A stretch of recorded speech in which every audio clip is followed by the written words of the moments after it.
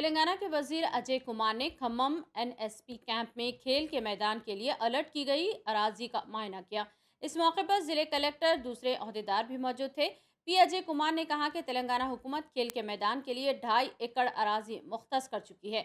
इस अराजी पर प्लेग्राउंड की तामीर के लिए एक मनसूबे को तैयार करने कलेक्टर को हिदायत दी। उन्होंने कहा कि वज़ीर आला के चंद्रशेखर राव खेलों को फ़रोग़ देने के इक़दाम कर रहे हैं ताकि तेलंगाना के नौजवान खेल के मैदान में तरक्की कर सकें। इस मौके पर टीआरएस के कायदीन भी मौजूद थे।